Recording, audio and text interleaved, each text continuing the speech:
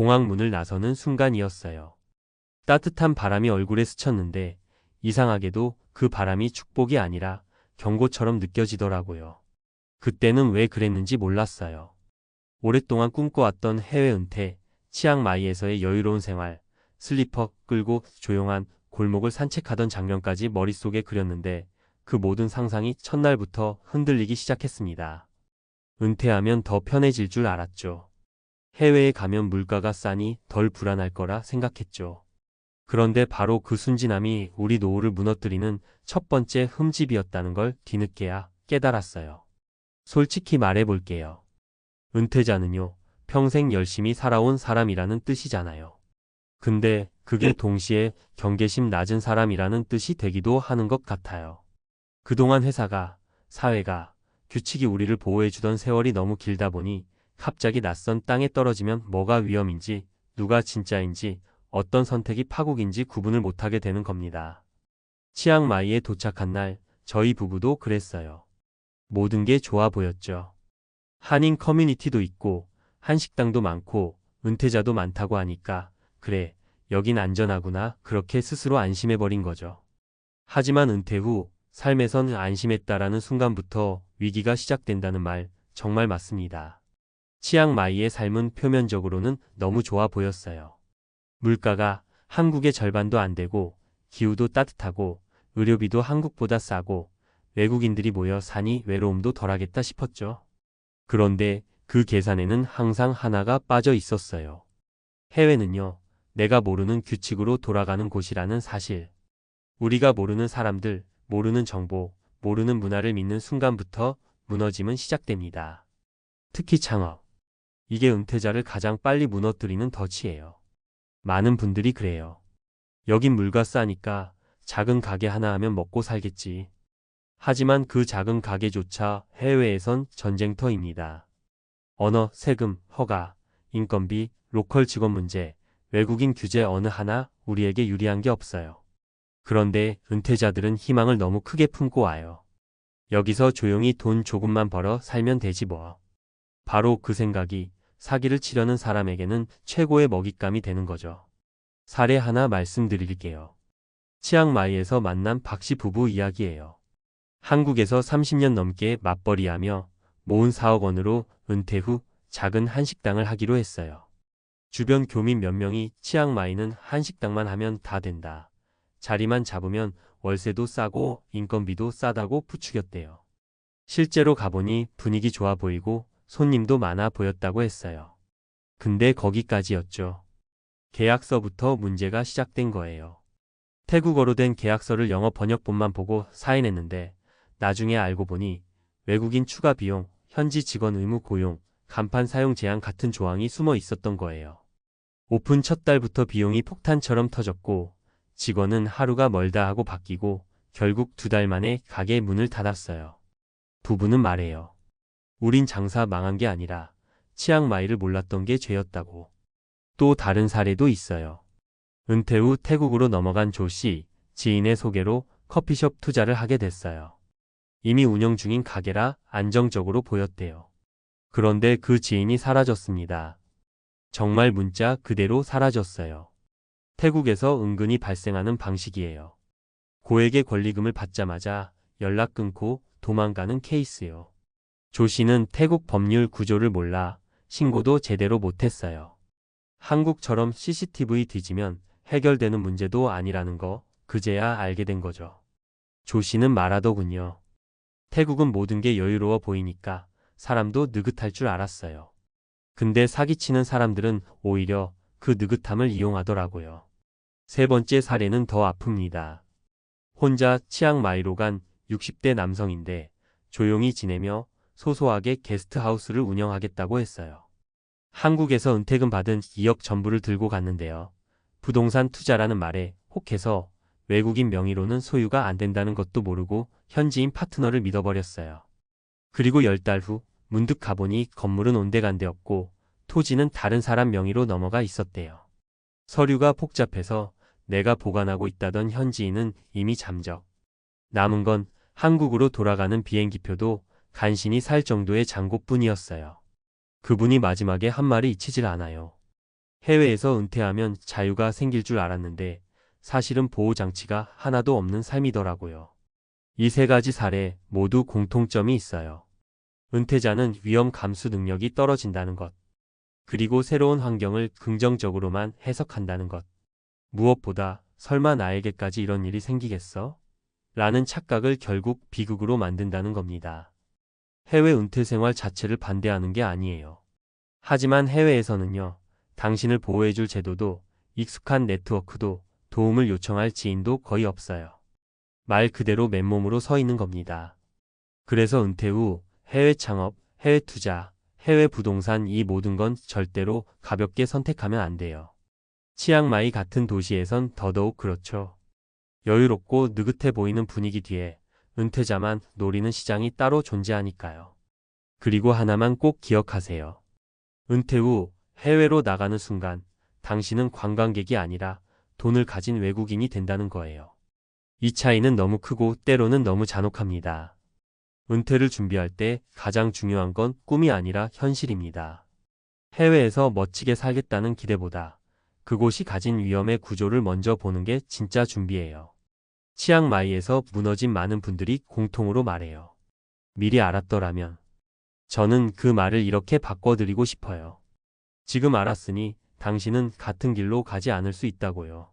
그리고요, 정말 중요한 얘기를 하나 더 드릴게요. 많은 분들이 치앙마이에서 실패한 뒤 한국으로 돌아오면서 이런 말을 해요. 왜 난 그때 그 경고를 못 들었을까? 사실 경고는 계속 있었어요. 공항에서 이상하게 느껴졌던 분위기, 계약서에서 이해 안 가는 문장들, 지인이 너무 쉽게 이건 무조건 된다고 말하던 그 어색한 미소까지요. 근데 사람 마음이라는 게 참 묘하죠. 은퇴하고 나면 이제 좀 편해지고 싶다. 누군가가 좀 대신 결정해줬으면 좋겠다. 이런 마음이 커져요. 그러다 보니 누가 친절하게 다가오면 그게 경고가 아니라 기회처럼 보이는 겁니다. 결국 위험은 늘 우리 곁에 있었는데 우리가 못 본 거죠. 치앙마이에서 망하고 돌아온 분들 대부분이 똑같이 말해요. 나는 태국이 무서운 게 아니라 내가 너무 몰랐던 게 무서웠다. 그 말이 진짜 핵심입니다.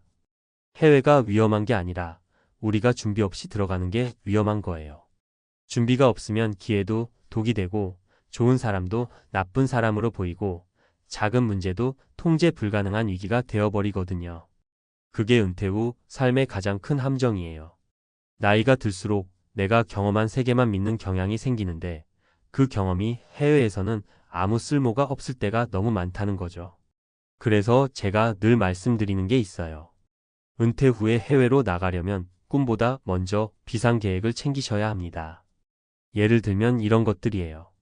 현지 법률 자문을 받을 수 있는 경로를 확보해 두기, 비상시 한국으로 돌아올 수 있는 자금 따로 마련해 두기, 절대 한 번에 큰돈 넣지 않기, 현지인 명의와 얽히는 사업은 절대 안 하기 이런 기본적인 것만 지켜도 파국을 피할 확률이 훨씬 높아져요.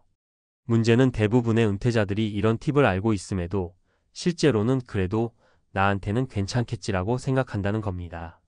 치앙마이에 살다 망한 한 분이 이런 말을 하셨어요. 세상이 나한테 해준 말 중에 제일 무서운 말이 뭔지 아세요?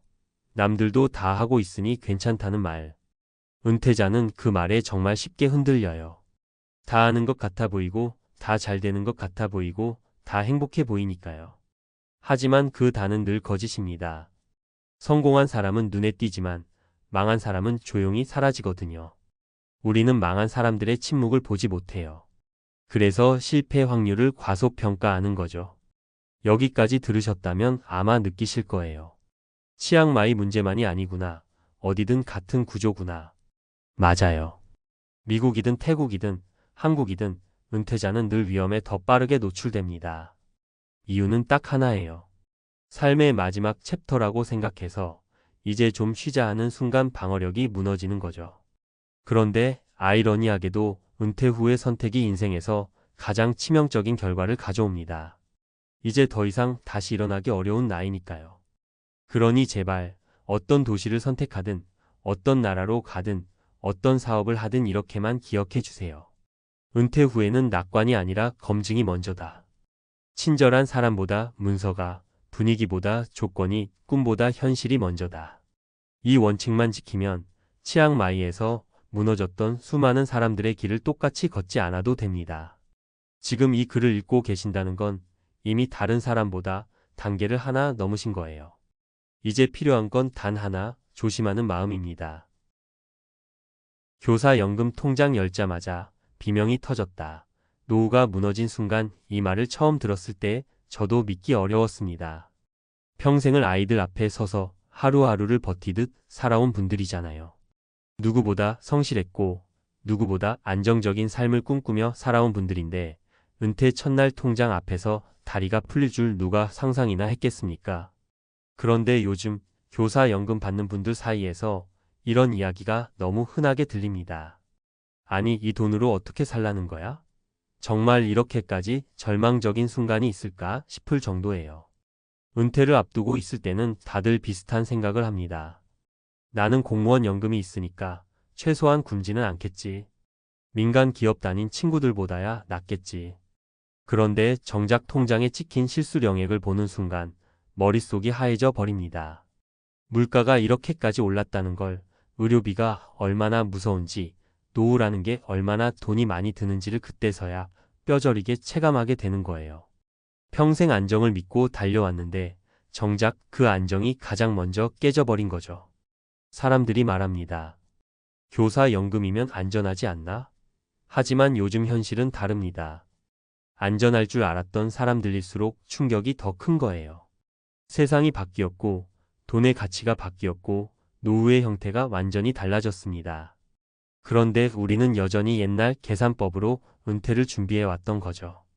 그러니까 막상 퇴직하고 나서야 진짜 현실과 맞닥뜨리게 되는 거예요. 그리고 그 충격은 생각보다 훨씬 크고 훨씬 잔인합니다. 이제 본격적으로 이야기해 볼게요. 왜 교사 연금이 무너진 것처럼 느껴지는지, 왜 연금만 믿으면 안 된다는 경고가 나오는지, 그리고 은퇴자들이 실제로 어떤 삶을 마주하고 있는지, 특히 세 가지 현실 사례를 통해 더 생생하게 느끼실 수 있을 겁니다. 첫 번째 사례는요, 61세 정교과 교사로 은퇴한 어씨 이야기예요. 어씨는 평생 학교에서 학생들을 가르치며 살았고 누구보다 검소하게 살았습니다. 은퇴하면 큰 욕심 없이 조용히 살아도 된다 생각했대요. 그런데 연금 첫날 통장에 찍힌 금액을 보고 말문이 막혔다고 합니다. 건강보험료 빠지고 세금 빠지고 각종 공제 빠지고 나니 실제 손에 들어온 금액은 자신이 예상했던 금액보다 거의 30% 가까이 적게 나온 거예요. 그 돈으로 월세, 생활비, 병원비까지 감당하자니 한숨밖에 나오지 않았습니다. 결국 주변 친구들이 추천해준 학원 강사 일을 다시 시작할 수밖에 없었죠. 나는 평생 일만 했는데 은퇴하고도 또 일해야 한다니 어씨는 이때 처음으로 노후라는 단어가 이렇게 무거울 줄 몰랐다고 합니다. 두 번째 사례는 B씨 부부 이야기예요. 부부 둘 다 중학교 교사였고 두 명이 연금 받으면 넉넉하겠지라고 믿고 살았대요. 그런데 막상 은퇴하고 보니까 상황이 완전히 달랐습니다. 두 사람의 연금을 합쳐도 요즘 물가 기준으로는 넉넉하지 않은 거예요. 특히 한 분이 건강이 안 좋아지면서 병원비가 눈덩이처럼 불었습니다. 연금 부자라더니 우리는 왜 매달 적자야? 계속된 치료비, 장기 요양비, 각종 보험료까지 더해지면서 결국 부부는 30년 넘게 살던 아파트를 팔고 외곽으로 이주했습니다. 교사인데 왜 이렇게 가난해졌을까? B씨는 집을 정리하던 날 그렇게 울더라고 하셨어요. 세 번째 사례는 조금 다른 형태입니다. 58세 조기 은퇴한 C씨인데요. 젊을 때부터 연금이 있으니 나중엔 편하겠지라고 굳게 믿고 살았어요. 당시에는 이 판단이 맞았거든요. 물가도 지금보다 훨씬 낮았고 노후 생활비도 크게 고민하지 않아도 됐죠. 그런데 문제는 앞으로의 시대가 과거와 완전히 다르다는 거예요. 58세 조기 은퇴 후 연금을 일부만 받으며 버티던 그는 최근 의료비 부담과 생활비 증가로 더 이상 조기 연금으로 생활이 안 되는 상황이 됐고 결국 식료품점에서 파트타임을 하며 생활비를 채우고 있습니다. 교사 연금? 요즘 시대엔 사치일 뿐이죠. 이걸로 살 수 있다고 믿는 게 더 이상한 거예요. 그가 한 말은 충격적이지만 솔직했어요. 이 세 가지 이야기는 보여주는 게 분명합니다. 교사 연금이라는 단어 자체가 더 이상 안전망이 아니라는 겁니다. 물론 연금이 도움이 되는 건 사실이에요. 하지만 노후라는 게 단순한 생활비만으로 유지되지 않습니다. 겪어보신 분들은 다 아세요. 작은 병 하나가 수백만 원을 바꿔놓고 자동차 수리비 한 번이 한 달 재정을 망치고 그동안 쌓아둔 몇만 원씩의 경조사비가 결국 연금보다 무서운 지출이 되기도 합니다. 게다가 요즘 물가가 어떻습니까? 마트 가서 장 한 번 보면 예전 기준으로는 두세 배는 더 나가는 느낌이죠. 이런 현실 속에서 연금 하나에만 기댄다는 건 정말 위험한 일입니다. 그러니까 지금 은퇴를 앞두고 계신 분들, 이미 은퇴하신 분들 모두가 다시 고민해야 합니다. 내가 가진 자산, 내가 준비한 연금, 내가 예상한 생활비, 이 모든 게 정말 현실에 맞는지. 혹시라도 옛날 계산법으로 계획하고 있는 건 아닌지. 연금이 버팀목이 되기엔 세상이 너무 많이 변했습니다. 노후라는 건 생각보다 잔인하고 선택 하나가 인생 전체를 흔들어 놓을 수 있어요. 그래서 지금이라도 점검하고 조정하고 대비해야 합니다. 이는 늦은 게 아닙니다. 늦은 건 아무것도 안 하는 것뿐이거든요. 계속해서 이야기 이어갈게요. 사실 많은 분들이 은퇴하고 나서야 가장 크게 느끼는 게 바로 돈의 속도예요. 벌 때는 몰랐는데 쓰기 시작하면 얼마나 빨리 빠져나가는지 그 속도가 정말 무섭습니다. 특히 연금만으로 살아가야 하는 상황이 되면 매달 들어오는 금액은 정해져 있는데 지출은 마음대로 늘어날 수 있으니 불안감이 계속 커지죠. 그 불안이 어느 순간 일상 자체를 잠식해버립니다. 괜히 외식 한 번도 눈치를 보게 되고 병원 갈까 말까를 며칠씩 고민하게 되고 자녀에게 연락 오는 것조차 겁이 나요. 혹시 또 돈 들어가는 이야기를 꺼낼까 봐요. 예전에는 한 번도 느껴보지 못했던 감정들이 은퇴 후에 찾아옵니다. 그리고 교사분들이 특히 더 힘들어하는 부분이 하나 있어요. 평생 안정적인 직업군에 있었기 때문에 돈 걱정이라는 걸 크게 해본 적이 없다는 점이죠. 매달 나오는 급여, 명확한 복지, 규칙적인 생활 이런 구조에 익숙했던 분들이 갑자기 불확실한 노후라는 현실과 정면으로 부딪히면 충격이 더 크게 다가오는 겁니다. 내가 왜 이런 걱정을 하며 살아야 하지? 이런 서러움이 밀려오는 거예요. 그동안 성실하게 살아온 자신에게 너무 억울하기도 하고요. 그런데 아이러니한 건 정작 이런 고민을 털어놓을 사람이 주변에 많지 않다는 거예요. 교사라는 직업 자체가 겉으로 보기엔 안정적이라는 이미지가 강하다 보니 누구에게 말해도 그래도 연금 있는데 뭐가 걱정이야 라는 반응만 돌아옵니다. 그 순간 더 고립감이 커지는 거죠. 겉으론 괜찮아 보이지만 속으로는 매달 통장을 계산하며 밤새 뒤척이는 사람들이 얼마나 많은지 모릅니다. 나만 이런가? 라고 착각하게 되지만 사실 현실은 정반대예요. 요즘 은퇴한 교사들 사이에서 이런 위기감은 너무 흔한 문제입니다. 그래서 지금 필요한 건 연금의 한계를 인정하고 그 위에 새로운 안전망을 쌓는 겁니다. 누가 대신 만들어주지 않아요. 교육청도 국가도 누구도 책임져 주지 않습니다. 본인이 직접 만들어야 합니다. 작은 부수입이든 지출 다이어트든 생활구조 개편이든 뭔가 하나라도 더 잡아야 버틸 수 있어요. 어떤 분들은 은퇴 후 동네 도서관에서 시간제 일하면서 사회와 연결을 유지하고 어떤 분들은 작은 온라인 판매나 취미 기반 수익 활동으로 생각보다 꽤 큰 도움을 받고 있습니다. 교사 출신들은 기본적으로 성실하고 꾸준한 분들이라 웬만한 일도 금방 적응하고 꾸준히 해내시는 경우가 많더라고요. 그리고 무엇보다 중요한 건 건강이에요. 건강은 은퇴자에게 비용이 아니라 자산입니다. 몸이 버텨줘야 지출이 줄고 버는 능력도 유지되고 생활도 흔들리지 않아요. 실제로 병원비 때문에 무너지는 분들이 너무 많아요. 그러니까 지금부터라도 운동, 식습관, 스트레스 관리 이런 것 하나하나가 모두 노후 재테크라고 생각하셔야 합니다. 돈을 버는 것도 중요하지만 나가는 돈을 줄이는 건 그보다 더 강력한 전략입니다. 결국 연금이 무너진 게 아니라 세상이 너무 빠르게 달라졌고 우리의 노후 준비가 그 속도를 따라가지 못한 거예요. 이게 진짜 문제입니다. 하지만 지금이라도 다시 짚어보고 현실을 정확히 이해하고 작은 것부터 바꾼다면 절대 늦지 않았습니다. 노후라는 건 단번에 무너지는 게 아니라 단번에 다시 세울 수도 있거든요. 나이 들어 진짜 무서운 게 뭔지 아세요?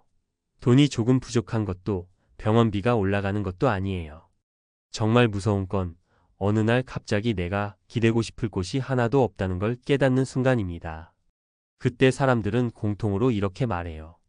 아, 내가 준비를 잘못했구나. 이 세 가지가 없으면 노후는 진짜 끝나는구나. 이 말 그냥 위협처럼 들리실 수도 있죠. 그런데 은퇴자들 실제 이야기를 들어보면 이게 과장이 아니라는 걸 금방 알게 돼요. 살아보니까 알게 되는 진실이 있어요. 우리가 은퇴 전에 상상했던 여유로운 노후라는 건 마치 안개처럼 손에 잡힐 듯 말 듯 사라지는 환상이라는 거예요.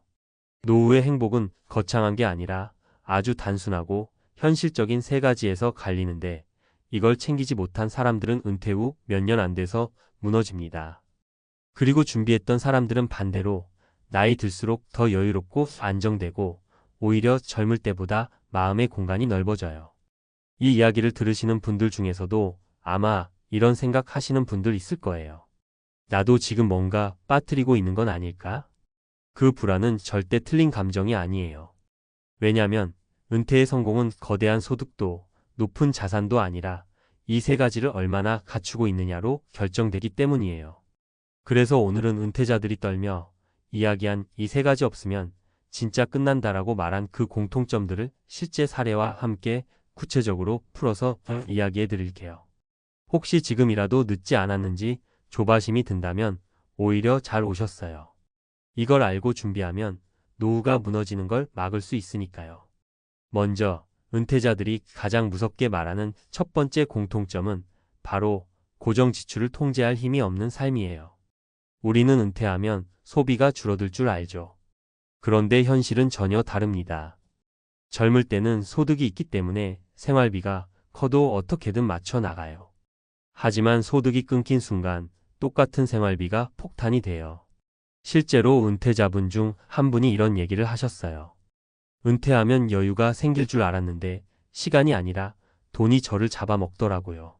이분은 캘리포니아에서 35년 넘게 일했어요. 월세만 2,800불이었고 은퇴 이후에도 줄일 방법이 없었죠. 결국 어떻게 됐을까요? 연금은 들어오지만 고정 지출을 감당 못해서 1년 만에 모아둔 비상금이 바닥났어요. 이게 은퇴의 첫 번째 공포예요.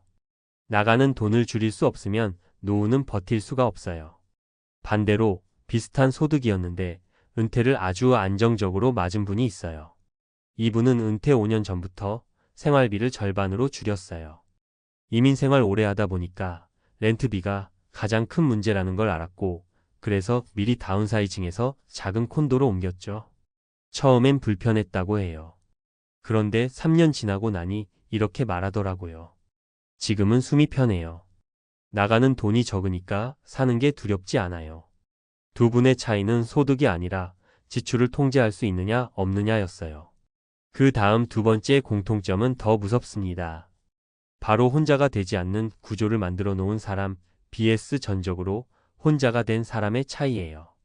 은퇴 후 외로움은 단순한 감정 문제가 아니라 생존 문제예요. 왜냐하면 도움이 필요할 때 도와줄 사람이 없으면 작은 문제도 큰 재앙으로 커지거든요. 예를 하나 드릴게요. 애틀랜타에 사는 60대 후반 남성분이 있어요. 이분은 건강도 좋고 연금도 2,800불 정도로 안정적이었어요. 그래서 무난한 노후라고 생각했죠. 그런데 아내분이 먼저 돌아가시고 나서 상황이 완전히 달라졌어요. 연락할 사람이 없었고 아프면 병원에 가는 것도 일이었어요. 결국 체중이 급격히 빠지고 우울증이 왔어요. 본인은 나는 돈보다 사람이 필요했다고 말했어요. 은퇴 후 사람 관계를 놓치는 게 이렇게 무섭습니다. 반대로 텍사스에서 지내는 70대 부부는 전혀 달랐어요. 이분들은 은퇴 전부터 취미 모임, 교회, 한인 커뮤니티에 일주일 중 절반 이상을 쓰셨대요. 그래서 누구 하나 아프면 옆집에서 바로 도와주고 병원 갈 때도 같이 가주고 심지어 여행도 함께 다녀요. 이분들이 저에게 한 말이 아직도 기억나요. 노후는 돈으로 사는 게 아니라 사람으로 버티는 거예요. 이게 은퇴자들이 떨며 말하는 두 번째 공통점이에요. 혼자가 되면 노후는 너무 쉽게 무너진다. 마지막 세 번째 공통점은 아마 가장 중요한 이야기일 거예요. 바로 작은 소득이라도 꾸준히 들어오는 노후의 엔진을 가진 사람들이에요. 연금만으로 노후가 해결될 거라고 믿는 분들이 많죠. 하지만 미국에서든 한국에서든 연금만으로는 예기치 못한 상황을 감당할 여력이 거의 없어요. 실제 사례 하나 볼게요. LA에 사는 62세 여성분이 있어요. 소셜연금 1,700불을 받았고 원래는 충분할 거라고 생각했어요. 하지만 보험료가 올라가고 렌트비가 오르고 갑자기 치과비가 수천 불 나오고 이분이 마지막에 한 말이 너무 현실적이었어요. 연금은 그냥 숨만 쉬게 해주는 돈이에요. 살아있게 해주는 돈은 따로 있어요. 반대로 비슷한 연금 수준인데도 은퇴 후 더 안정적인 분들이 있어요. 이분들은 다 하나같이 작은 소득원을 유지했어요. 예를 들면 이런 것들이요. 지인 소개로 몇 시간 일하는 파트타임, 본인이 잘하는 분야를 이용한 소규모 부업, 남는 방을 렌트하는 방식, 혹은 연 35% 정도의 배당 ETF로 최소한의 현금 흐름 유지. 이런 소득원들은 큰 돈을 벌지는 않아요. 하지만 큰 차이를 만들어냅니다. 왜냐하면 예상치 못한 지출이 터졌을 때 무너지지 않게 해주거든요. 은퇴자들이 떨며 말한 진실이 바로 이거예요. 노후는 되살릴 수 없는 시기라서 안정적인 소득원이 없으면 회복이 불가능하다. 이 세 가지를 못 갖춘 사람들은 은퇴 후 딱 3년 안에 무너질 확률이 높아요. 하지만 이 세 가지를 갖춘 사람들은 어떤 위기가 와도 버텨요. 그리고 놀랍게도 그 행복은 자산 크기와 거의 상관이 없어요. 나이 들어 진짜 중요한 건 얼마를 모았냐가 아니라 나를 지탱해주는 힘이 있느냐예요. 그 힘은 바로 통제 가능한 지출, 나를 붙잡아주는 관계, 작은 소득의 지속성, 이 세 가지예요. 지금이라도 이 세 가지를 하나씩 점검해보면 절대 늦지 않았어요. 여기서 무너진 노후와 버티는 노후가 갈리니까요. 지금까지 이야기한 세 가지가 왜 그렇게 중요한지, 사실 은퇴자들이 공포를 느끼는 순간은 조금 더 깊은 곳에서 시작돼요. 바로 돌이킬 수 없는 시기라는 사실을 자각하는 순간이에요. 젊었을 땐 실패하면 다시 일하면 되고 돈 떨어지면 다시 모으면 되죠. 그런데 은퇴한 뒤에는 그게 안 돼요. 그래서 작은 실수도 큰 파도로 몰아치고 사소한 선택도 인생을 뒤흔드는 결과로 돌아와요. 이걸 깨닫는 순간 대부분 이렇게 말합니다. 아, 이제 진짜 내 삶을 되돌릴 방법이 없구나. 그래서 지금 말씀드리는 후속 이야기는 몇몇 은퇴자들이 실제로 이 세 가지를 갖추지 못해서 겪은 그 다음 단계예요. 조금 무서울 수 있지만 반대로 말하면 지금이라도 피할 수 있는 경고이기도 합니다. 먼저 지출 통제를 못한 사람들의 공통적인 말이 있어요. 언제 이렇게 무너졌는지 모르겠다. 이 말이 진짜 많이 나와요. 왜냐면 은퇴 후에 무너지는 건 갑자기 한순간에 일어나는 게 아니라 월세 조금 오르고 보험료 조금 오르고 식비 조금 오르고 이 작은 오르막들이 몇 년을 쌓아 결국 파국을 만들어내거든요. 문제는 대부분 그 흐름을 제때 알아채지 못한다는 거예요. 소득이 없으니 조절도 어렵고요. 반대로 지출 관리를 성공한 사람들은 신기하게도 심리적으로도 훨씬 안정적이에요. 돈이 나가는 속도가 통제되니까 내가 내 인생을 주도하고 있다는 감각이 생기거든요. 은퇴 후 삶에서 이 심리적 안정감이 얼마나 중요한지 아세요? 이것 때문에 우울증을 피한 분도 있고 건강이 좋아진 분도 있어요. 결국 돈이 아니라 리듬을 지키는 게 노후의 핵심이라는 거죠.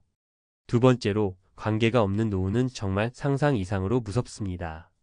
특히 미국에서 혼자 사는 분들은요. 몸이 아플 때 약 하나 사올 사람이 없고 병원까지 데려다 줄 사람도 없고 심지어 며칠 동안 연락이 끊겨도 아무도 몰라요. 이게 진짜 현실이에요. LA 한인타운에 사는 한 70대 남성은 이렇게 말하셨어요. 아프면 죽을 것 같고 안 아파도 죽을 것 같았다. 이 말이 과장이 아니라는 걸 들으면 들을수록 느껴요. 반면 작은 커뮤니티라도 하나 붙잡고 사는 분들은 정말 달라요.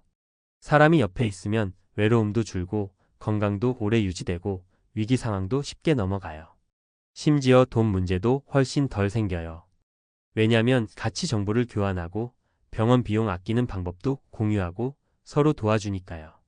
노후는 혼자 버티는 게임이 아니에요.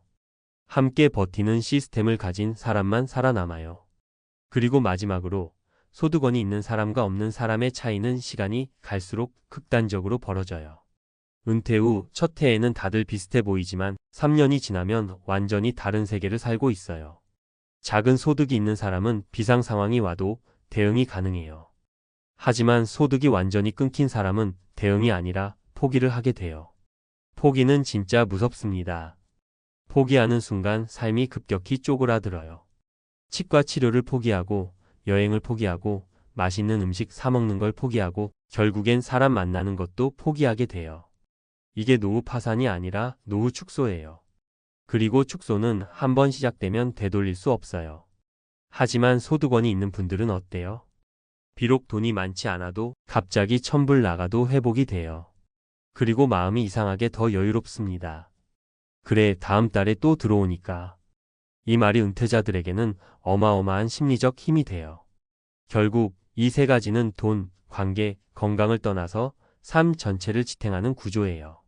나이 들어 이 구조가 없으면 진짜로 순식간에 무너져요. 하지만 이 구조가 있으면 위기가 와도 크게 흔들리지 않아요. 처음엔 누구나 부러워했답니다. 와, 그렇게 살아보고 싶다. 진짜 인생 즐기는구나. 다들 이렇게 말했어요. 그런데요, 그 은퇴자가 7년 뒤에 꺼낸 말은 전혀 달랐습니다. 여행은 행복을 줬는데 그 행복을 지킬 돈과 건강이 사라졌습니다. 이 한마디가 너무 무겁게 들리는 거예요.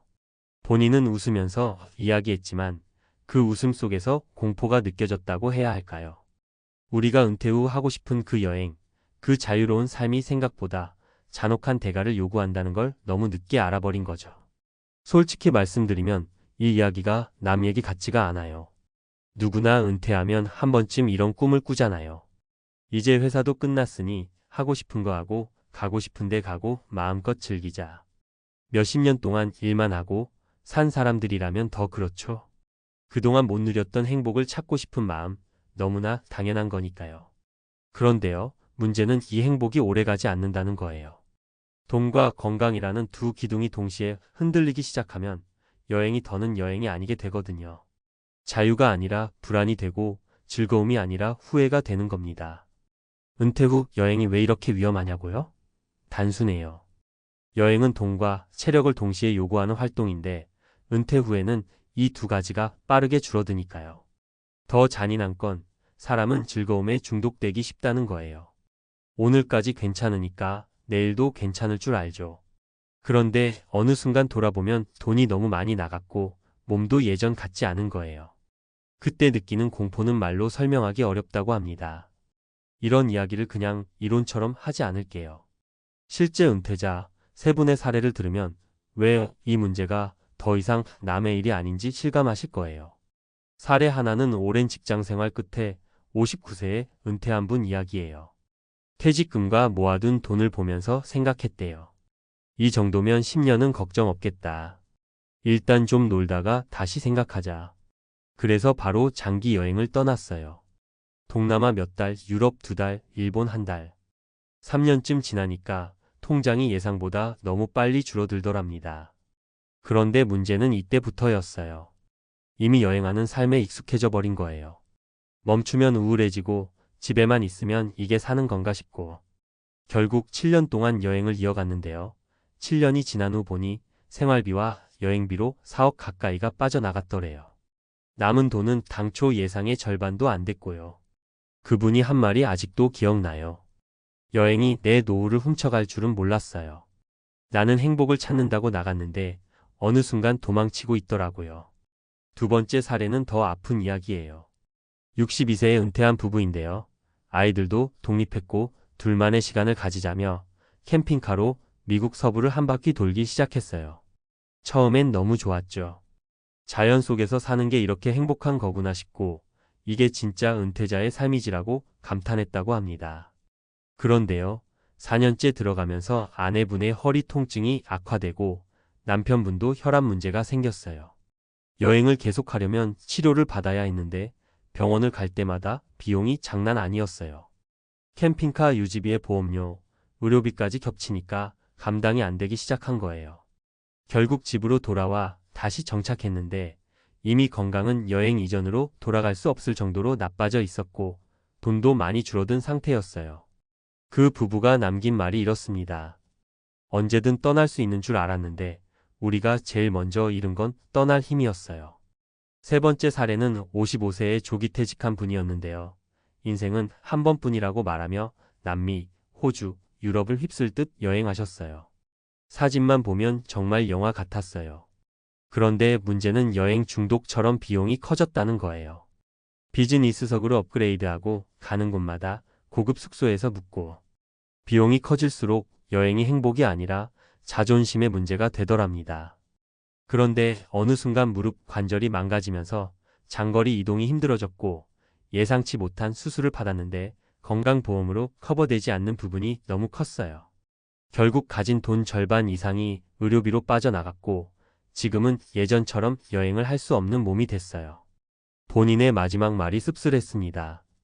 여행은 좋은데 그걸 버틸 내 몸과 돈은 무한하지 않다는 걸 너무 늦게 알았어요. 이야기들을 듣고 나면 좀 섬뜩하지 않으세요? 아, 나도 은퇴하면 여행 좀 다녀야지라고 쉽게 말했던 것들이 사실 굉장히 위험할 수 있다는 걸 느끼게 돼요. 근데 여기서 중요한 건 여행을 하지 말라는 게 아니라는 겁니다. 문제는 준비 없이, 계획 없이, 지속 가능성 따지지 않고 여행만 하다 보면 노후를 갉아먹는다는 거예요. 여행은 즐거움이지만 즐거움을 유지하려면 반드시 기반이 있어야 합니다. 그 기반이 바로 돈과 건강이죠. 그런데 여행은 이 두 가지를 가장 빠르게 소모시켜요. 이게 여행의 역설이자 은퇴자들이 뒤늦게 깨닫는 잔혹한 현실이에요. 은퇴자의 가장 큰 착각이 뭔지 아세요? 지금 가진 돈이 앞으로도 계속 이 정도일 것이다. 그리고 지금 내 체력이 이대로 유지될 것이다. 이 두 가지예요. 하지만 둘 다 틀려요. 은퇴 후에 돈은 줄어들기만 하고 체력은 생각보다 빠르게 떨어져요. 그런데 여행이라는 소비 패턴은 시간이 갈수록 더 커져요. 한 번 가보니 너무 좋아서 또 가고 싶고 또 가면 더 비싼 걸 찾고 싶고 더 멀리 가고 싶어지는 거예요. 그러다 어느 순간 조절이 안 되는 겁니다. 그래서 결국 이런 결론에 다다르게 돼요. 여행이 인생을 행복하게 만들어주는 건 맞지만 준비되지 않은 여행은 노후를 가장 빠르게 파괴한다는 사실을요. 여행의 본질은 자유인데 자유 뒤에는 반드시 책임이 따라야 합니다. 돈과 건강이라는 책임이요. 그걸 무시한 채 떠나는 여행은 결국 후회라는 이름으로 돌아와요. 더 무서운 건 후회는 반드시 늦게 찾아온다는 겁니다. 여행을 다닐 땐 몰라요. 다 좋으니까요. 문제는 멈추려고 할 때예요. 쉼표 찍는 순간 현실이 들이닥쳐요. 내가 이걸 감당할 수 있었던 걸까? 그때 느끼는 공포는 사람을 무너뜨립니다. 자신감이 사라지고 삶의 방향성이 사라지고 그동안 쌓았던 노후 대비가 와르르 무너져 버려요. 그래서 많은 은퇴자들이 여행 후 공허감, 우울감, 불안정한 소비 패턴까지 겪는 이유가 여기에 있어요. 결국 여행을 어떻게 해야 하냐고요? 답은 단순합니다. 여행은 노후의 일부여야 하지 노후의 전부가 되어선 안 된다. 여행은 목표가 아니라 보너스예요. 내 돈과 건강을 해치지 않는 범위 안에서 즐기는 게 진짜 행복입니다. 이 선을 넘는 순간 여행은 인생 최고의 선물이 아니라 가장 무서운 지출이 됩니다. 혹시 지금 은퇴를 앞두셨거나 은퇴 후 여행을 꿈꾸고 계신다면 딱 한 번만 생각해 보셨으면 해요. 이 여행이 나의 70대, 80대의 삶을 지탱할 수 있을 만큼 여유로운가? 이 질문 하나면 많은 후회를 막을 수 있어요. 즐거움은 중요하지만 오래 가는 즐거움은 더 중요하니까요. 여행이 아니라 내 삶이 내 노후가 오래 가야 하잖아요. 이 이야기가 누군가에게는 작은 경고가 될 수도 있고 또 누군가에게는 삶의 속도 조절을 도와주는 나침반이 될 수도 있을 거예요. 어쨌든 분명한 건 하나입니다. 여행보다 더 중요한 건 여행을 오래도록 즐길 수 있게 해주는 기반을 먼저 지키는 거예요. 돈과 건강 이 두 가지를요. 그리고 그걸 놓친 순간 여행은 가장 달콤한 유혹이자 가장 잔인한 후회가 될 수 있습니다. 계속해서 이야기해 볼게요. 많은 은퇴자분들이 공통적으로 말하는 후회가 하나 있어요. 여행 자체는 잘못이 아니었다. 문제는 여행을 현실 도피로 썼다는 거였다. 이 말이 참 깊어요. 우리가 은퇴 후 여행을 꿈꿀 때 사실 마음속 깊은 곳에는 이런 마음이 숨어 있거든요. 그동안 인생이 너무 힘들었으니 이제 보상받고 싶다. 그래서 여행을 통해 그 피로를 다 씻어내고 싶어 해요. 문제는 이 방식이 오래 갈 수 없다는 거예요. 현실을 정리하지 않은 상태에서 떠난 여행은 반드시 돌아와서 그 대가를 치르게 되거든요. 그리고 또 하나 무서운 게 있어요. 사람이 여행에서 느끼는 신나는 감정은 점점 둔해진다는 거예요. 처음엔 공항만 가도 설레요. 두 번째는 비행기 타야 설레고, 세 번째는 다른 나라를 봐야 설레요. 네 번째쯤 되면 비싼 호텔을 가야 겨우 감정이 올라와요. 결국 즐거움을 느끼기 위한 비용이 점점 커지는 거죠. 이게 은퇴자들에게 얼마나 위험한 패턴인지 아시죠? 수입은 멈췄는데 감정은 더 큰 비용을 요구하니까요. 어떤 분은 이렇게 말했어요. 여행을 다닐수록 내 마음이 비워지는 게 아니라 더 채워야만 하는 욕구가 커졌다. 이게 인간의 본성이에요. 그래서 여행을 습관으로 만들기 전에 반드시 내가 감당할 수 있는 범위를 정해둬야 합니다. 그렇지 않으면 여행은 자유가 아니라 의무가 되어버려요. 가야만 마음이 편하고 멈추면 불안해지는 삶. 이건 진짜 여행이 아니죠. 그리고 건강 이야기도 빼놓을 수 없어요. 여행은 꼭 멀리 가야만 힘든 게 아니에요. 시차, 낯선 환경, 무리한 일정, 기온 변화, 긴 이동 몸은 생각보다 훨씬 많은 스트레스를 받아요. 은퇴자분들이 여행만 다녔는데 왜 갑자기 아프지? 라고 말하는 이유가 여기에 있어요. 몸은 표가 안 나다가 한 번에 무너지는 경우가 많거든요. 그 무너지는 순간이 여행지일 수도 있다는 게 더 무섭고요. 해외에서 응급실 한번 가보시면 그 비용이 얼마나 잔혹한지 아실 겁니다. 그 순간 깨닫죠. 내가 즐기던 방식이 내 몸에는 고문이었구나. 그래서 꼭 말씀드리고 싶은 건 여행은 절대 지금 아니면 못한다가 아니라는 거예요. 오히려 돈과 건강을 지키면서 천천히 즐기는 여행이 훨씬 오래 갑니다. 1년에 한 번이든 분기에 한 번이든 목적이 아니라 삶의 양념처럼 두는 게 진짜 지혜예요. 그래야 여행이 내 삶을 무너뜨리는 게 아니라 지탱해주는 역할을 하거든요. 결국 진짜 후회는 여행을 많이 못 간 게 아니에요. 여행을 오래 건강하게 즐길 수 있는 기반을 미리 만들어두지 않은 것. 이게 은퇴자들이 공통적으로 털어놓는 가장 깊은 아쉬움이에요. 지금 여행을 꿈꾸고 계신다면 떠나는 것보다 먼저 해야 할 게 하나 있어요. 미래의 나에게 물어보는 거예요. 지금 이 소비와 일정이 10년 뒤에 나를 지켜줄 수 있을까? 이 질문 하나가 여행의 속도도 방향도 완전히 바꿔줄 겁니다. 당신의 여행이 후회가 아닌 행복으로 남으려면 지금 이 질문이야말로 가장 필요한 출발점이에요. 연금 고지서 받아든 순간 끝났다. 교사들이 떨며 말한 공포의 현실. 정말 무섭게 들리죠. 그런데 은퇴한 교사분들 사이에서는 이 말이 농담이 아니라 실제로 떨리는 목소리로 흘러나오는 이야기라니까 더 섬뜩합니다. 그 잠깐의 종이 한 장이 평생 교단에서 버텨온 자부심보다 더 강한 충격을 줬다는 거예요. 아니, 내가 30년을 나라에 바쳤는데 이 돈으로 어떻게 살라는 거지? 딱 고지서 한 장 펼쳐본 그 순간 벽에 금이 간 듯 마음이 무너져 내렸다고들 하십니다. 살아오면서 한 번쯤은 공무원이나 교사는 연금 있으니까 노후 걱정 없겠지 이런 생각 다들 해보셨을 거예요. 실제로 많은 분들이 그런 기대를 안고 버텼고요. 야근에도 주말 반납해도 민원 스트레스에 잠을 못 이루던 날에도 그래도 버틸 수 있었던 건 노후는 안전하다라는 작은 믿음 때문이었죠. 그런데 정작 은퇴하고 마주한 현실은 생각했던 안전망이 아니라 재정 계산표 앞에서 주저앉게 만드는 냉혹한 숫자였습니다. 이걸 듣고 계신 분들도 똑같이 느끼실 거예요. 연금이라는 게 나라가 지급하는 최소한의 안전장치라고 믿어왔는데 그 최소한이 과연 생활을 버틸 만큼이냐는 건 전혀 다른 문제거든요. 요즘 같은 시대에는 더 그렇고요. 물가는 올랐지, 의료비는 더 무섭지, 사회적 지원은 주춤하지, 연금 자체는 실질 가치가 떨어지고 있지 이미 받는 사람들조차 이걸로는 안 된다며 다시 일자리를 찾아 헤매고 있으니 말 다한 거죠.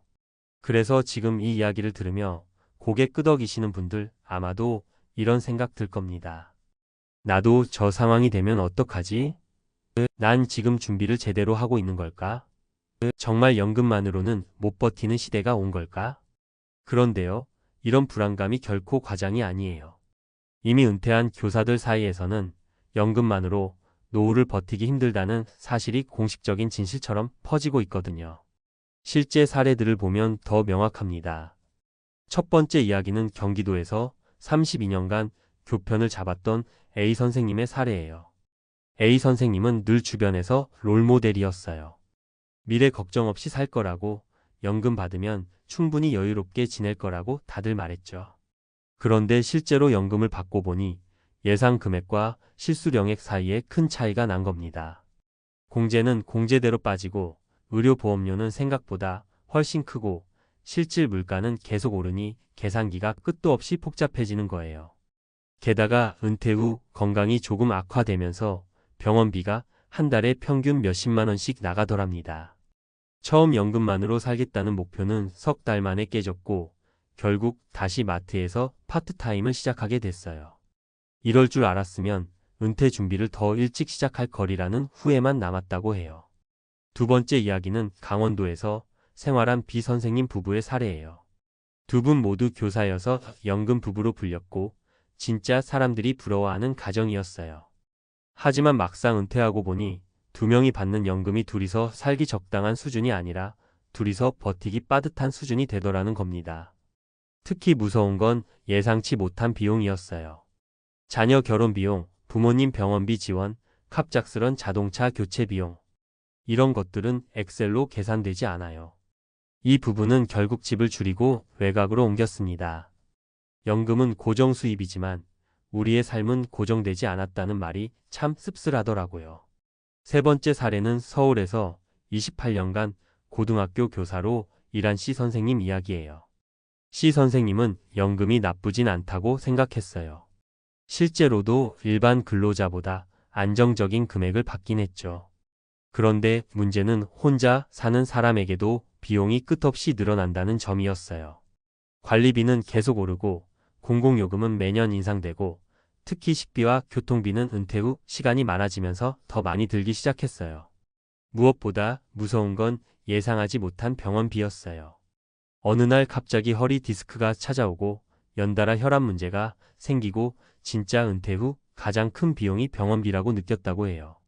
결국 C 선생님은 연금만 믿는 노후는 불가능하다며 작은 온라인 강의를 열어 소득을 만들기 시작했습니다. 이 세 가지 이야기에 공통점이 있어요. 바로 연금은 변하지 않지만 은퇴 후 비용은 끝없이 변한다는 겁니다. 우리의 삶이 해마다 달라지는데 연금은 딱 정해진 금액이죠. 이 말은 언젠가는 연금이 지출을 따라잡지 못하는 순간이 반드시 온다는 뜻이에요. 그 순간이 빨리 오느냐, 늦게 오느냐의 문제이지 피해갈 수 있는 구조가 아니라는 거죠. 많은 교사들이 은퇴 후 이렇게 말합니다. 정부가 지급하는 연금이니까 평생 유지되겠지? 근데요, 유지되는 건 금액이지 가치가 아니에요. 물가가 오르면 연금은 상대적으로 줄어드는 겁니다. 이게 진짜 무서운 부분이에요. 연금이 줄어드는 게 아니라 연금으로 살 수 있는 삶의 수준이 줄어드는 것. 이걸 마주하는 순간 모두가 고지서 앞에서 무너져 내리는 거예요. 그래서 지금 이 글을 읽고 계신 분들께 꼭 말씀드리고 싶어요. 연금은 기초 수입일 뿐이지 노후를 지탱해주는 전부가 아니라는 사실을요. 연금이 든든하다고 해서 지출이 줄어드는 것도 아니고 예상치 못한 위험이 사라지는 것도 아니에요. 우리가 준비해야 하는 건 연금 이상의 무언가예요. 현금 흐름을 만들거나 지출 구조를 재정비하거나 건강관리를 조기에 시작하거나 가족과의 재정 역할을 명확히 하거나 노후는 단순히 돈을 받는 문제가 아니라 전체적인 전략이 필요한 시기라는 거죠. 그리고 무엇보다 중요한 건 지금부터라도 준비하면 늦지 않다는 겁니다. 수많은 은퇴 교사분들이 공통적으로 하는 말이 있어요. 연금 때문에 무너진 게 아니라 연금만 믿었기 때문에 무너졌다. 이 말이 아프지만 진짜 현실이에요. 앞에서 말씀드린 그 교사들의 공포스러운 현실이요. 사실 더 깊이 들어가 보면 한 가지 공통된 결론에 다다르게 됩니다. 은퇴 후 삶이라는 게 생각보다 훨씬 복잡하고 훨씬 예민하고 훨씬 빠른 속도로 변한다는 거예요. 그래서 연금이라는 건 그냥 기초 체력 정도일 뿐 진짜 싸움은 그 이후부터 시작된다는 걸 다들 한참 후에 깨닫습니다. 특히 무서운 건 은퇴 후에는 돈이 새어 나가는 구멍들이 눈에 보이지 않는다는 거예요. 예를 하나 들어볼게요. 많은 분들이 연금 수령을 시작하면 이제 매달 따박따박 들어오니까 한숨 돌리자 이렇게 생각하세요. 그런데 문제는 그 순간부터 변수들이 쌓이기 시작한다는 거죠. 의료비는 어느 날 갑자기 폭발하듯 튀어나오고 물가는 생각보다 느리게 오르는 것 같다가도 어느 순간 한꺼번에 훅 치고 올라가고 가족 문제는 늘 예측 불가능하게 등장해요. 자녀가 어려움을 겪거나 손주 돌봄을 부탁받거나 부모님 케어 비용이 갑자기 늘어나거나 이런 건 누구도 스케줄표에 적어두지 않죠. 그리고 은퇴 후 교사분들이 가장 공통적으로 겪는 충격은 자신의 고정비가 이렇게 높았다는 걸 은퇴하고 나서야 알았다는 거예요. 교직 시절에는 자동이체로 빠져나가던 비용들을 크게 신경 쓰지 않았고 월급도 안정적으로 들어오니 지출을 세세하게 보지 않았어요.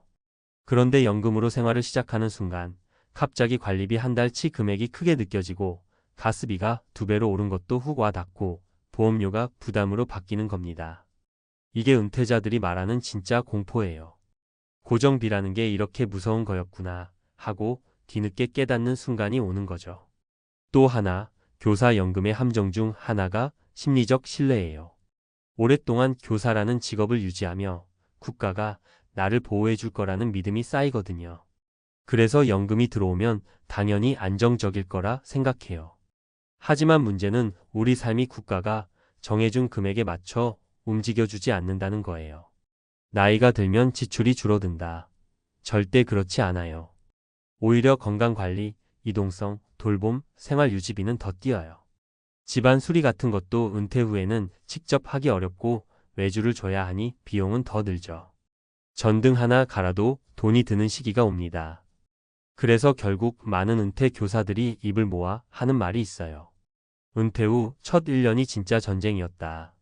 원래 알던 삶의 형태가 완전히 무너지고 돈을 쓰는 방식이 바뀌고 자신이 감당할 수 있는 범위를 다시 계산해야 하고 무엇보다 나는 앞으로 어떻게 살아야 할까라는 질문을 처음부터 다시 맞닥뜨리게 되니까요. 그래도 희망적인 건 이 전쟁터를 건너온 분들이 공통적으로 조언하는 방식이 있다는 거예요. 하나는 이미 시작된 고정비를 가능한 한 낮추는 거, 둘째는 작은 금액이라도 꾸준히 들어오는 부수 입원을 만드는 거, 셋째는 건강을 잃지 않도록 습관을 먼저 정비하는 거예요. 이 세 가지가 갖춰지면 연금의 부족함을 어느 정도 상쇄해주고 감당할 수 있는 삶의 구조가 만들어져요. 그리고 무엇보다 중요한 건 지금 이 이야기를 듣고 있는 분처럼 현실을 직시하려는 마음이에요. 이 마음이 있는 분들은 늦지 않았습니다. 교사 연금이 무너진 게 아니라 연금만으로 버티는 시대가 끝났을 뿐이니까요. 퇴직하고 딱 1년만 지나 보면요. 거의 모든 은퇴자들이 똑같이 하는 말이 있습니다. 이럴 줄 알았으면 돈을 더 준비했어야 했는데 이게 괜히 하는 말이 아니라 진짜 현실 앞에서 무릎 꿇고 나오는 말이에요. 처음엔 다들 자신 있었거든요. 나는 준비를 잘했어. 나 정도면 충분해. 근데 은퇴하고 조금만 지나보면 알게 됩니다.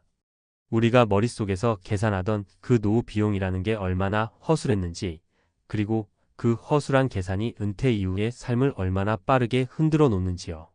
사실 은퇴 전에는요, 누구나 월 생활비가 얼마나 들지 대충 숫자로만 생각합니다.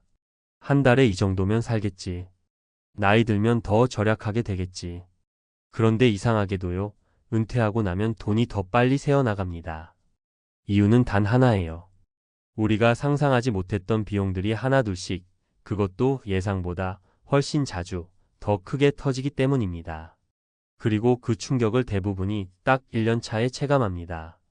왜냐하면 1년이 지나야 비로소 우리가 한 번도 계산에 넣지 않았던 비용들이 모습을 드러내거든요. 경조사비, 의료비, 취미생활비, 자녀 지원금, 차량 유지비, 예기치 못한 집 수리비 같은 것들요. 퇴직 전엔 고정비 위주로만 계산했는데 정작 은퇴 후엔 변동비가 사람을 무너뜨립니다. 절약한다고 해결되는 종류의 비용이 아니라는 게 문제예요. 이제부터 말씀드릴 이야기는 실제 은퇴자분들이 은퇴 1년 차에서 공통적으로 겪는 현실입니다. 이걸 알고 계시면 적어도 나중에 이렇게 빨리 무너질 줄 몰랐다는 후회는 피하실 수 있을 거예요. 먼저 많이들 공감하실 만한 사례 하나 들려드릴게요. 첫 번째 사례는요. 35년 직장생활 마치고 퇴직하신 62세 김 선생님 이야기예요. 김 선생님 부부는 은퇴 전에 한 달 생활비를 넉넉하게 230 정도로 잡으셨습니다. 둘이 쓰기엔 충분하다고 생각하셨대요. 건강했고 자녀들도 다 독립했고 집도 자가였으니까요.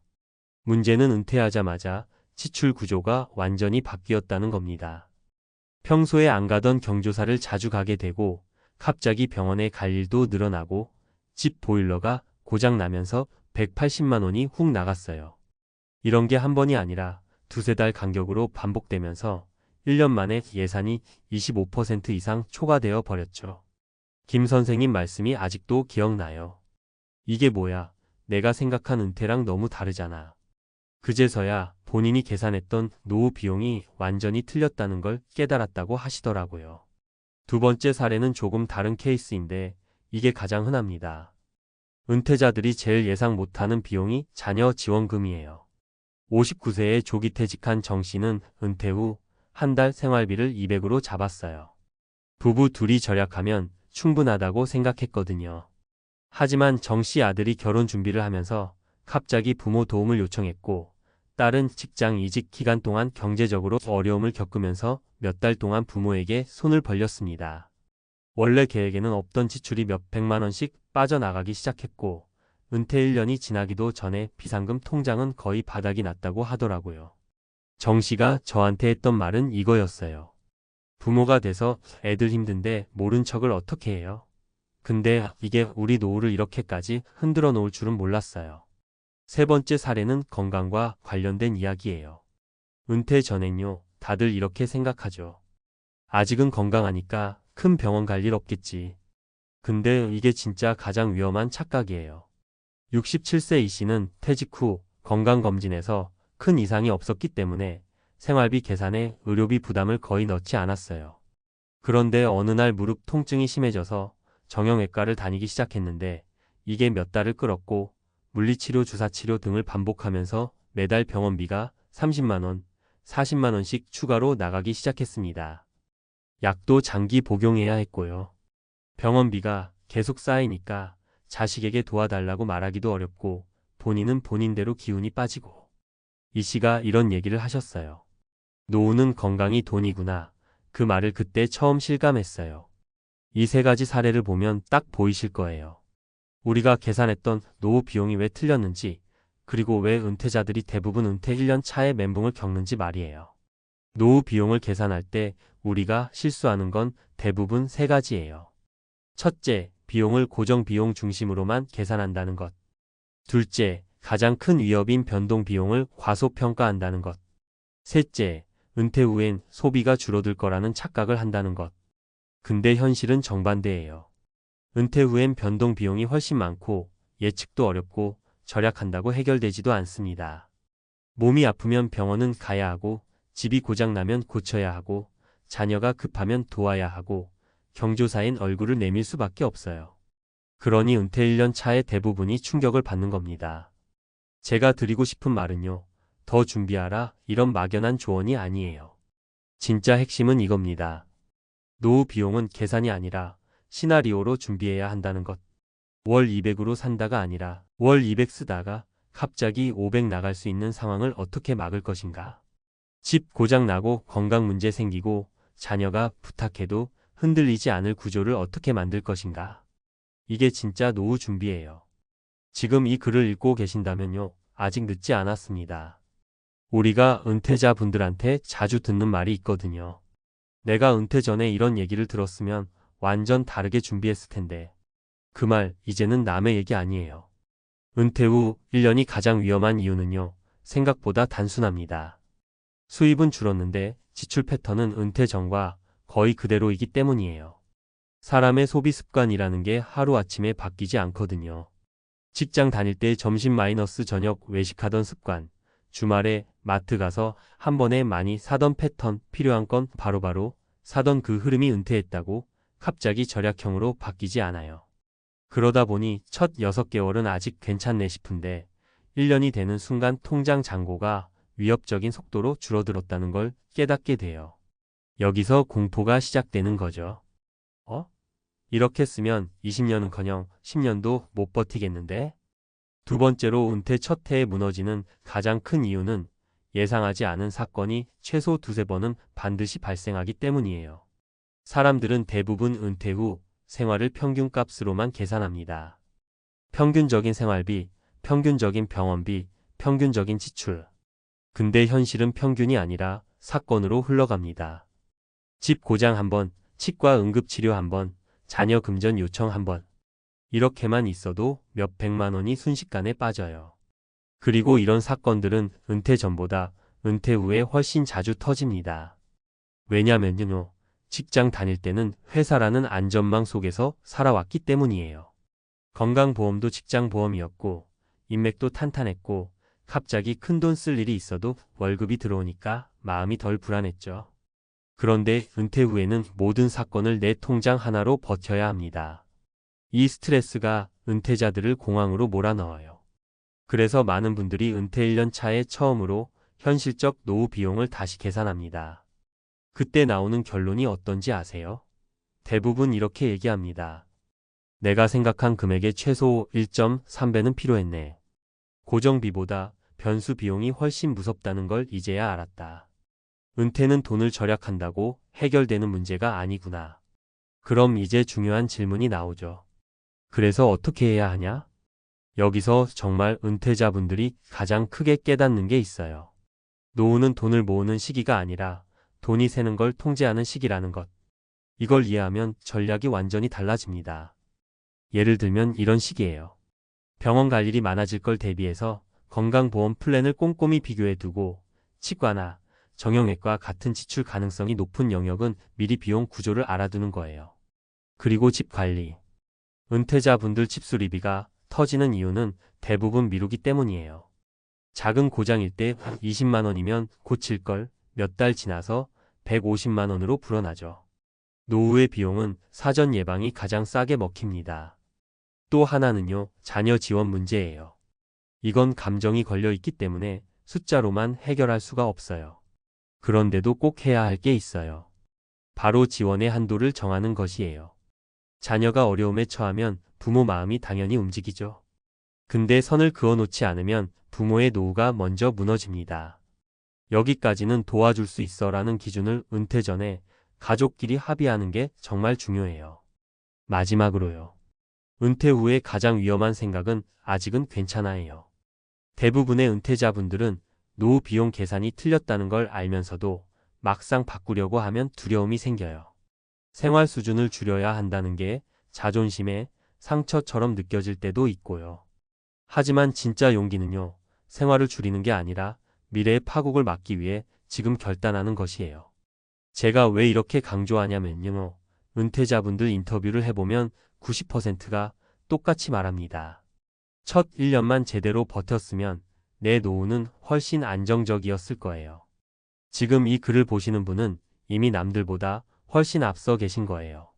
노후 비용 계산이 틀릴 수 있다는 걸 알고 계시니까요. 이제는 그 계산을 다시 조정하고 삶을 재구조화할 차례입니다. 은퇴자분들이 가장 두려워하는 순간이 언제인지 아세요? 돈이 떨어질까 걱정될 때도 있지만 사실 더 무서운 건 인생 마지막이라고 믿었던 선택이 나를 배신하는 순간입니다. 많은 분들이 말해요. 도시에서 치여 살다 은퇴하면 조용한 시골에서 둘이 살림하고 내 집 하나 지어놓고 텃밭이나 가꾸며 여생을 보내면 얼마나 좋겠냐고요. 그런데 그 꿈이 현실로 바뀌는 순간 웃음 대신 눈물이 흐르는 경우가 너무 많습니다. 조용해서 좋겠지? 집값 싸서 부담 없겠지? 공기 맑으니 건강해지겠지? 이렇게 생각하며 내려갔다가 단 몇 달 만에 심지어 돈까지 다 묶은 마지막 집 때문에 되돌아올 수도 없는 상황에 빠져 허우적대는 분들이 적지 않습니다. 사람들은 늘 말해요. 시골은 따뜻하고 정이 있고 비용도 적게 든다고. 그런데 정작 내려가 사는 분들 얘기를 들어보면요. 은퇴자들의 삶을 송두리째 흔들어 놓는 현실은 생각보다 훨씬 차갑고 훨씬 빠르게 다가옵니다. 도시에서 마지막 집을 팔거나 퇴직금 일부를 들고 내려가 집을 짓는 순간 그게 마치 돌이킬 수 없는 문을 닫는 소리처럼 느껴졌다는 은퇴자들이 많습니다. 뒤로 갈 여지를 다 끊고 새 삶을 꿈꾸며 내려간 선택이었는데 그게 본인을 가두는 감옥이 될 줄 몰랐다고요. 이건 누군가의 이야기가 아니라 지금도 계속 벌어지고 있는 은퇴 부부들의 진짜 현실입니다. 그 현실을 더 진하게 느낄 수 있는 사례 3가지를 먼저 들려드릴게요. 첫 번째 사례예요. 서울 아파트를 팔아 시골에 전원주택을 지은 부부가 있었어요. 평생 회사 생활만 해서 몸과 마음이 다 지쳤다고 이제는 흙냄새 맡으며 쉬고 싶다고요. 그런데 집을 짓고 나서 3달 만에 부부는 서로에게 이런 말을 했답니다. 우리 여기 있으면 늙는 게 아니라 고립된다. 이웃은 거의 없고 버스는 하루 몇 번도 안 다니고 병원은 차로 40분. 장 보러 나가는 것도 일이었어요. 그 부부는 결국 1년 버티고 도시로 돌아오려 했지만 이미 집값은 건축 비용에도 못 미치는 수준으로 떨어져 있었고 은퇴 자금의 절반이 묶인 채 손도 쓸 수 없는 상황이 돼버렸습니다. 집은 있어도 생활은 무너진 겁니다. 두 번째 사례는 더 무겁습니다. 대기업에서 정년퇴직한 남편과 요양교사로 일하던 아내가 마지막 집이라며 작은 시골 마을에 집을 샀어요. 부부 모두 사람들 북적이는 걸 싫어해 조용함을 선택한 건데요. 하지만 정작 내려가서 보니 조용함은 평화가 아니라 철저한 고립이었어요. 마을 사람들은 외지인에게 말을 잘 걸지 않았고 70대 이상 어르신들만 남아있어서 부부와는 생활 패턴도 전혀 맞지 않았죠. 무엇보다 문제는 의료였어요.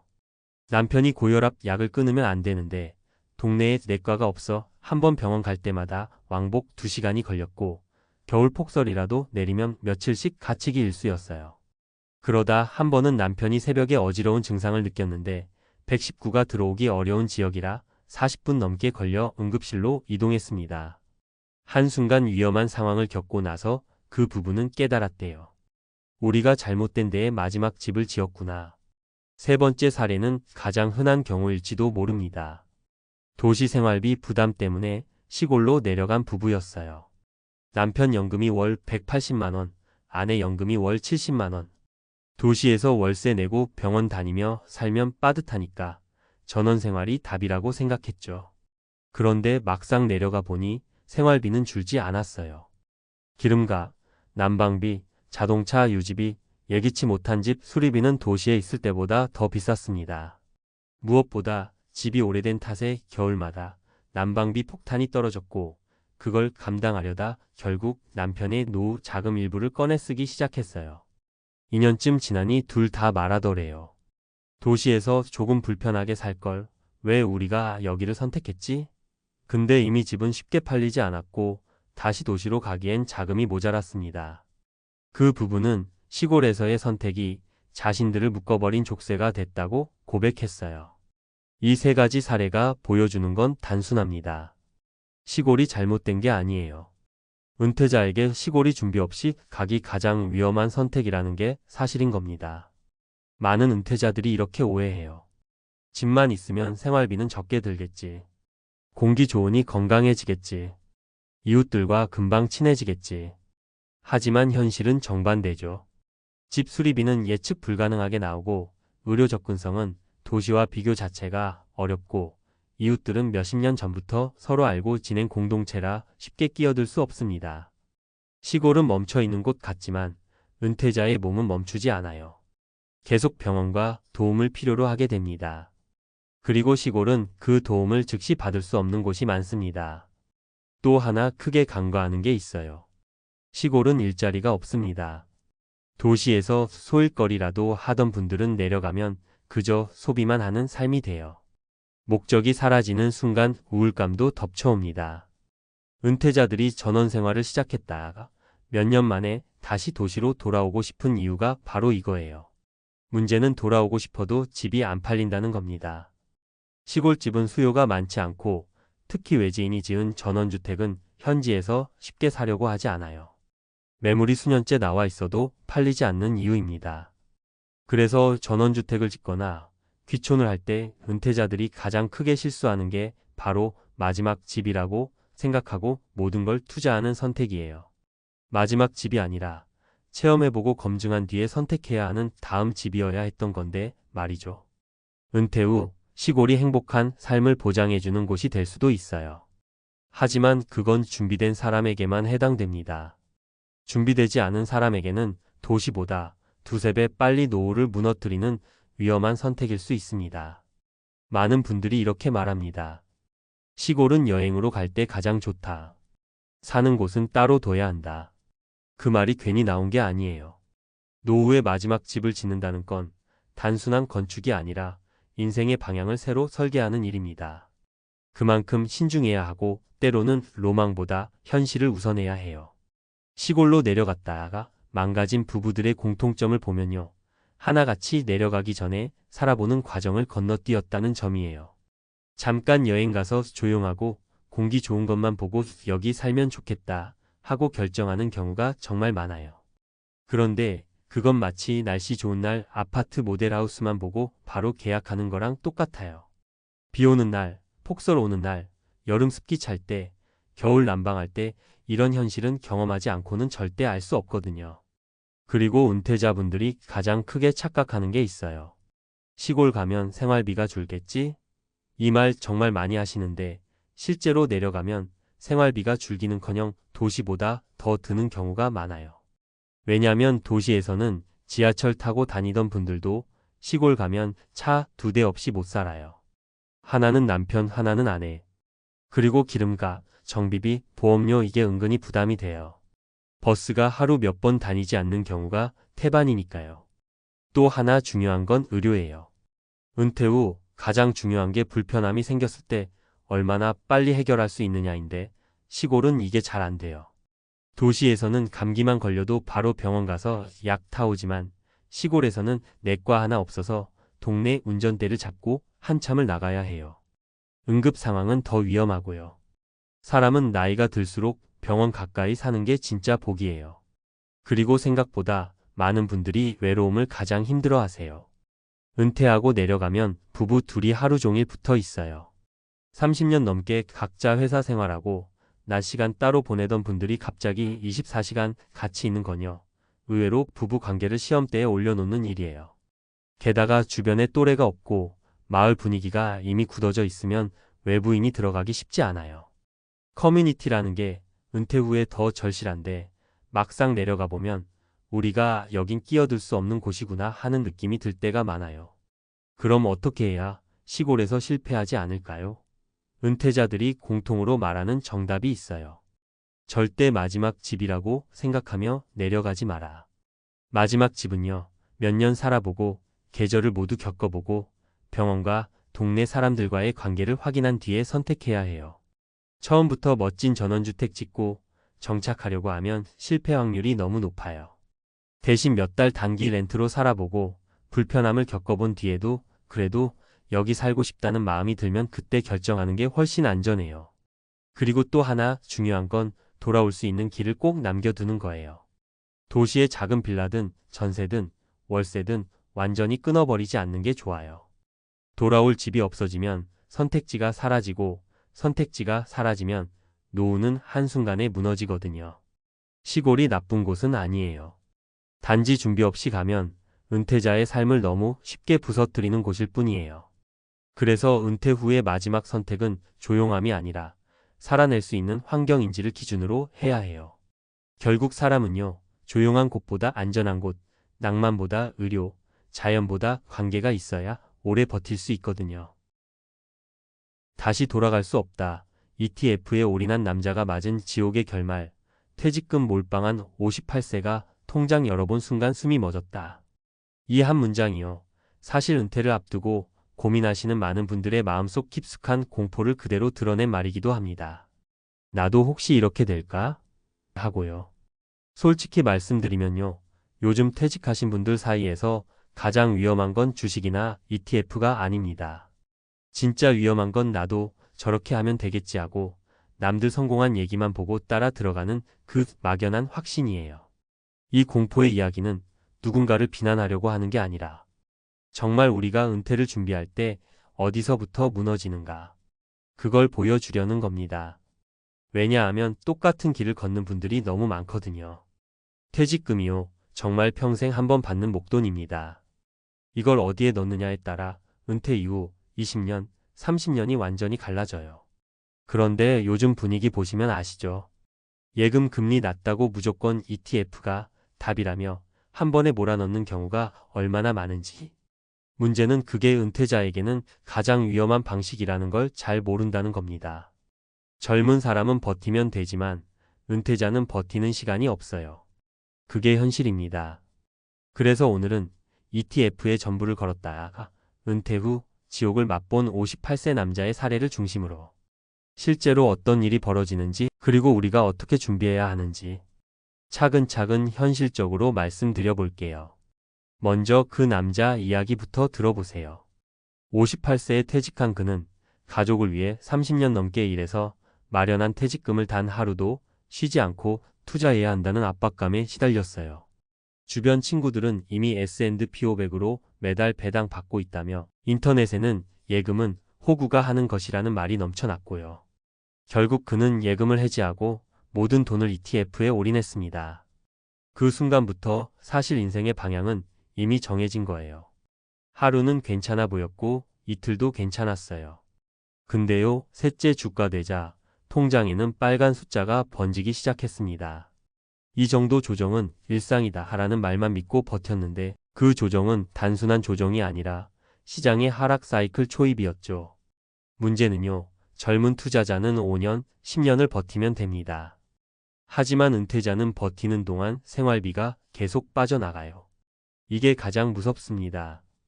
그 남자도 마찬가지였습니다. 생활비가 빠져나가면서 마이너스 난 계좌는 더 깊어졌어요. 환율까지 흔들리면서 손실폭은 더 커졌고요.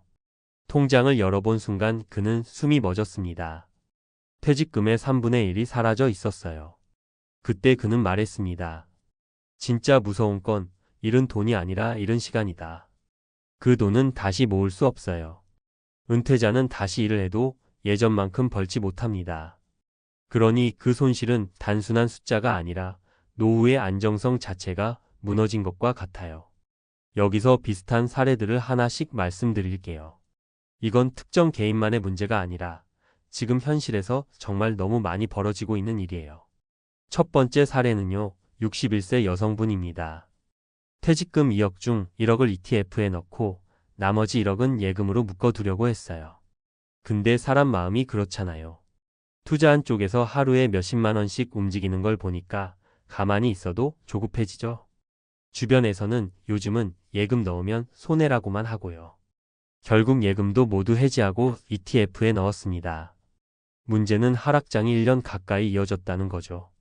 생활비를 위해 팔고 또 팔면서 손실 확정이 되었고 지금은 다시 예금으로 돌아왔지만 원금의 40%가 사라졌습니다. 그분이 한 말이 아직도 잊히지 않아요. 젊을 때와 다르게 회복이 안 되더라고요. 마음도 돈도. 두 번째 사례는 55세 부부입니다. 둘 다 조기 퇴직을 했고요. 퇴직금 합쳐서 4억 정도를 받았어요. 이왕 하는 거 크게 벌자는 욕심이 생겼고 유튜브에서 알려주는 은퇴자는 ETF가 답이라는 말만 믿고 올인했습니다. 처음에는 정말 잘 됐어요. 2달 만에 800만 원이 늘었고 자신감이 폭발했죠. 그래서 대출까지 받아서 넣었어요. 근데 하락장은 예고 없이 오잖아요. 문제는 대출이었습니다. 금리는 올라가고 ETF는 떨어지고 이자, 부담 때문에 매달 손실이 커지고 결국 원금의 절반이 사라졌어요. 지금은 다시 일을 구하려고 하지만 나이가 많다며 거절당한 게 10번이 넘습니다. 세 번째 사례는요, 59세 남성입니다. 이분은 안정적인 은퇴를 원해서 ETF를 분산해서 넣었어요. 배당 ETF, 성장 ETF, 해외 ETF 등 여러 개로 나눴지만 문제는 환율이었어요. 환율이 올라가면 손해, 내려가면 손해, 계좌는 맨날 빨간색과 파란색을 오가는데 그 변동성이 심장에 너무 큰 부담이 되는 겁니다. 은퇴자는 매달 생활비가 필요하니까 결국 타이밍이 나쁠 때 팔 수밖에 없었고요. 그렇게 손실은 쌓여갔어요. 그분이 했던 말이 아직도 생생합니다. ETF는 좋은 상품인데 은퇴자에게는 칼처럼 위험할 때가 있다. 정리하면요, ETF 자체가 나쁘다는 게 아닙니다. 잘 쓰면 정말 오래가는 자산이 됩니다. 근데 은퇴자에게 ETF 몰빵은요, 버틸 시간이 없다는 사실을 완전히 무시한 전략입니다. 시장 회복을 기다리기에는 생활비가 빠져나가고 건강비가 늘어나고 변동성이 스트레스가 돼요. 은퇴 후에는요, 첫째도 현금 흐름, 둘째도 현금 흐름, 셋째도 현금 흐름입니다. 안정적으로 오래 버틸 수 있는 구조를 만들어야 해요. 예금이든 적정 비율의 ETF든 채권이든 무엇보다 중요한 건 몰빵이 아니라 버티는 시간 확보입니다. 그러니까요, 지금 은퇴 준비하고 계신 분들 꼭 기억하셨으면 좋겠습니다. ETF에 넣는 건 선택입니다. 하지만 전부를 넣는 건 퇴로를 지우는 행동이에요. 퇴로가 없는 노후는요, 공포 그 자체입니다. 계속해서 말씀드리면요, 많은 분들이 정말 똑같은 지점에서 무너집니다. 바로 나는 다를 거야 라는 생각이에요. 퇴직금을 ETF에 넣을 때 대부분 이렇게 말하거든요. 난 장기 투자할 거니까 걱정 안 해도 돼. 근데요, 은퇴 이후의 장기는 젊을 때의 장기하고 완전히 달라요. 생활비는 멈추지 않고 빠져나가고 언제 어떤 의료비가 터질지 모르고 심리적으로도 계좌가 흔들리면 잠이 오질 않습니다. 그래서 제가 은퇴자분들께 항상 드리는 말이 있어요. 투자는 버티는 사람의 게임인데 은퇴자는 버틸 체력과 시간이 없다는 겁니다. 이걸 인정하는 순간부터 노후 설계가 완전히 달라집니다. ETF 올인으로 지옥을 경험한 분들이 공통적으로 후회하는 말이 또 하나 있어요. 내가 왜 처음부터 돈을 나눠두지 않았을까? 은퇴 후에는 정말 이게 핵심이에요. 돈을 어디에 넣느냐보다 돈을 어떻게 나누느냐가 훨씬 중요합니다. 예를 들면 생활비 3년치는 무조건 안전 자산으로 확보해두고 그 다음 여유 자금을 시장에 넣어도 늦지 않아요. 이렇게 하면 시장이 흔들려도 당장 팔아야 하는 상황이 안 오니까 손실 확정이 일어나지 않고 평정심을 유지할 수 있습니다. 반대로 생활비와 투자금을 분리하지 않으면요, 조금만 떨어져도 불안해서 팔고 조금 오르면 따라 붙다가 다시 떨어지고 결국 손실만 쌓이는 구조가 돼요. 은퇴자에게 가장 큰 리스크는 시장이 아니라 본인의 불안감입니다. 그리고 또 하나 중요한 건 ETF가 아무리 좋아도 모든 ETF가 은퇴자에게 맞는 건 아니라는 거예요. 성장형 ETF는 변동성이 너무 크고 테마형 ETF는 오르면 폭등하지만 떨어질 땐 바닥이 없어요. 은퇴자에게 맞는 건 배당 기반의 안정적인 ETF나 채권 단기 자산과 적절히 섞은 구조입니다. 즉, ETF라는 이름만 같지 성향은 완전히 다르다는 거죠. ETF에 전부를 넣었다. 삶이 무너진 분들의 이야기를 계속 들으면서 제가 느낀 건 단 하나예요. 은퇴자는 공격적인 투자가 필요한 게 아니라 오래 버틸 수 있는 구조가 필요하다. 이 말이 정말 전부예요. 그래서 지금 이 영상을 보시는 분들께 꼭 드리고 싶은 말이 있습니다. 혹시라도 지금 계좌를 열 때마다 마음이 덜컥 내려앉고 이걸 팔아야 하나 말아야 하나. 이 고민을 하루에도 10번씩 하신다면요, 그건 벌써 구조가 잘못됐다는 신호예요. 투자는 원래 불안한 거지만 불안해서 잠을 못 잔다면 그건 당신의 그릇보다 큰 투자를 하고 있는 것입니다. 은퇴 이후의 삶은 하루하루가 소중하고 돈도 돈이지만 마음의 안정이 정말 중요하거든요. 그러니까요, 지금이라도 포트폴리오를 다시 나누는 건 절대 늦은 게 아닙니다. 돈을 지키는 게 돈을 버는 것보다 훨씬 어려운 시대이니까요. 특히 은퇴자라면 첫째도 안전, 둘째도 안전, 셋째도 안전입니다. 진짜 무서운 건요, 폭락이 아닙니다. 폭락은 그래도 뉴스라도 떠서 사람을 놀래키고 정신을 번쩍 들게 하거든요. 근데 50대가 겪는 진짜 공포는 조용히 찾아옵니다. 아무 소리도 없이, 경고도 없이 통장 잔고가 서서히 피처럼 빠져나가는 그 느낌. 본인은 아무것도 하지 않았는데 수십 년 모은 돈이 슬며시 줄고 또 줄고. 정신 차려보면 아니, 내가 뭘 잘못한 거지? 하고 손이 덜덜 떨리기 시작하는 그 순간입니다. 사람들이 ETF를 왜 믿을까요? ETF는 안전하다.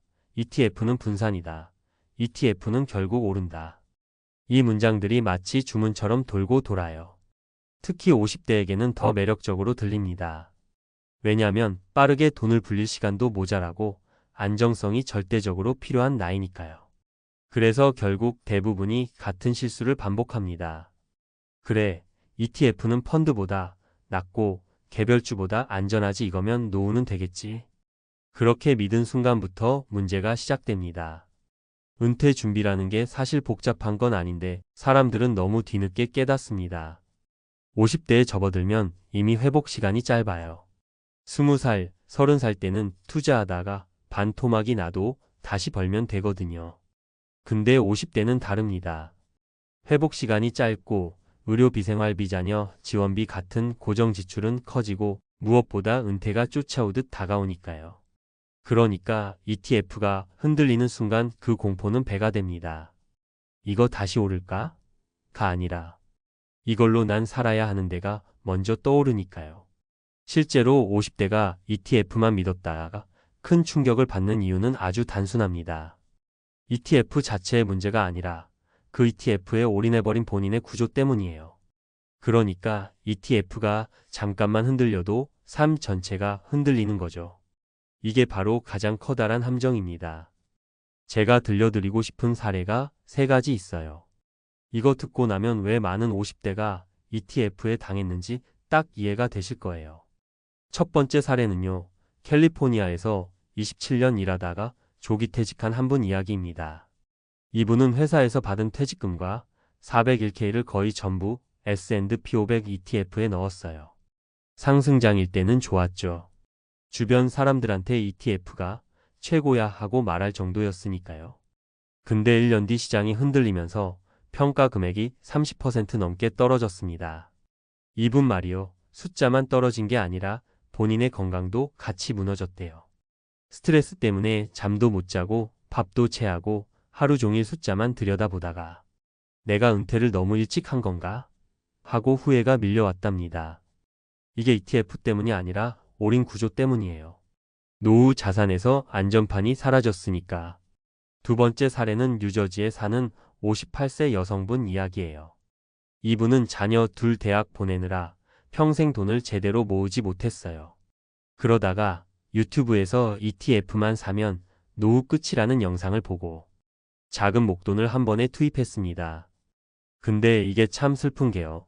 투입한 순간부터 떨어지기 시작하는 바람에 손 뗄 수도 추가 투자할 수도 없는 상황이 되어버렸어요. 결국 이분은 팔지도 못하고 묶이지도 못하고 계좌를 보는 순간마다 죄책감이 올라온다고 했습니다. 내가 우리 가족의 노후를 망친 것 같다는 생각이 가장 힘들었대요. 세 번째 사례는 좀 더 현실적입니다. 텍사스에서 가게 운영하다가 건강 문제로 그만둔 63세 아저씨 이야기예요. 이분은 이미 은퇴한 상태라 근로소득이 없어요. 그러니까 투자에서 마이너스가 나면 그걸 메꿀 방법이 없죠. 그런데 ETF를 장기 투자로 믿고 꾸준히 모아뒀던 돈이 갑작스러운 변동성에 크게 흔들리면서 생활비가 부족해지기 시작했습니다. 결국 이분은 ETF를 팔아 생활비에 쓰기 시작했고 그 순간부터 계좌는 회복 불가능 상태가 됐죠. 난 장기 투자하는 줄 알았는데 결국 매달 깨서 써야 되는 통장이었다. 이게 이분의 말이에요. 노후 자금은 떨어지면 다시 채울 방법이 없다는 걸 온몸으로 체험한 거죠. 제가 이런 이야기를 굳이 길게 들려드리는 이유는 단 하나예요. ETF가 위험해서가 아니라 50대에게 ETF는 단독 솔루션이 될 수 없다는 겁니다. ETF는 도구일 뿐인데 이걸 노후 자산의 전부라고 착각하는 순간 파국이 시작됩니다. 그리고 하나 더 중요한 게 있어요. 50대 이후의 투자는 수익률 싸움이 아니라 버티는 구조 만들기입니다. 버티려면 3가지가 필요해요. 첫째, 생활비를 ETF 수익에 기대지 않는 구조. 둘째, 단기 변동성에도 무너지지 않는 완충 자산. 셋째, 의료비와 장기 생활비를 고려한 현금 흐름. 이게 없으면 ETF는 구원자가 아니라 폭탄이 됩니다. 은퇴 준비라는 게 별건 아닙니다. 내 자산이 잠깐 흔들려도 내 삶이 무너지지 않는 구조, 그거 하나만 준비하면 되는데 이걸 대부분 55세 넘어서야 깨닫습니다. 그때는 이미 손실이 크고 선택지가 줄어들고 마음이 조급해져서 올바른 판단을 못하게 돼요. 그래서 제가 늘 이렇게 말해요. ETF를 믿지 말고 당신 삶의 구조를 먼저 만드세요. ETF는 구조가 준비된 사람에게만 안전한 투자입니다. 그러니까 혹시라도 지금 계좌를 보고 불안하고 잠이 안 오고 마음이 계속 쪼그라드는 느낌이 드신다면 그건 당신이 잘못해서가 아니에요. 그냥 구조가 없었던 거예요. 자, 이제부터라도 다시 만들 수 있습니다. 그리고 50대는 아직 늦지 않았습니다. 진짜로 늦지 않았어요. 다만 아무 준비 없이 ETF만 들고 달리면 그때는 정말로 통장이 피처럼 새어나가는 그 무서운 장면을 당신도 보게 될 수 있어요. 그럼 이제부터 이어서 말씀드릴게요. 앞에서는 왜 50대에게 ETF가 공포가 되는지 그 구조 자체가 얼마나 취약한지를 이야기했죠. 근데 진짜 문제는요. 대부분의 50대가 손실을 만회하려고 더 위험한 선택을 하기 시작한다는 겁니다. 이게 바로 두 번째 추락이에요. 첫 번째 추락은 시장 때문이지만 두 번째 추락은 본인이 만든 겁니다. 사람이 불안해지면요. 이상하게도 더 빨리, 더 크게 벌고 싶어져요. 손실난 만큼 다시 채워야 한다는 압박이 계속 머리를 짓누르거든요. 그러다 보니 평균 단가 낮춰야지, 이번엔 괜찮겠지, 이런 생각이 스멀스멀 올라오고 결국 더 많은 돈을 위험 자산에 넣어버립니다. 근데 50대는 이미 소득 정점이 지났잖아요. 즉 잃으면 다시 채울 방법이 없어요. 그래서 여기서의 선택은 거의 치명타가 됩니다. 실제로 많은 전문가들이 경고하는 게 바로 이겁니다. 50대는 손실 만회형 투자에 절대 들어가면 안 된다는 거죠. 시장은 기다리면 돌아오지만 50대의 시간은 돌아오지 않아요. 그러니까 회복이 느린 자산에 너무 많은 걸 걸면 결국 삶이 무너집니다. 여기서 꼭 기억하셔야 할 게 하나 있어요. 당신이 ETF 때문에 불안한 게 아니고 ETF가 손실을 냈기 때문도 아니에요. 문제는 당신 자산이 ETF 하나에 묶여 있다는 그 사실입니다. 그러니까 단순히 ETF를 팔고 다른 걸 사면 해결되는 문제가 아니죠. 자산 구조 자체를 다시 짜야 합니다. 제가 이 단계에서 만난 분들 대부분이 공통적으로 하는 말이 있어요. 그때는 왜 이렇게 겁이 없었는지 모르겠어요. 근데 그게 겁이 없었던 게 아니라 은퇴 전의 불안을 덮기 위해 가장 쉬운 해결책을 선택한 겁니다. ETF는 너무 단순하고 너무 편해서 마치 정답처럼 느껴지거든요. 그래서 사람들은 구조를 만들기보다 ETF를 사버립니다. 이게 최악의 선택임을 모르고요. 지금 당신이 해야 할 건 단 하나예요. 현금 흐름을 되살리는 것. 이 흐름이 살아나야 ETF든 채권이든 무엇이든 제대로 굴러갑니다. 현금 흐름이 있어야 변동성도 견딜 수 있고 손실이 나도 기다릴 수 있고 의료비가 갑자기 나와도 투자를 깨지 않습니다. 이게 바로 노후 자산의 핵심입니다. 그리고 마지막으로 꼭 전하고 싶은 말이 있습니다. 당신은 망하지 않았습니다. 지금 손실난 계좌가 당신의 실패를 의미하지 않아요. 그건 단지 경고음일 뿐입니다. 이제는 방향을 바꿔야 한다는 신호예요.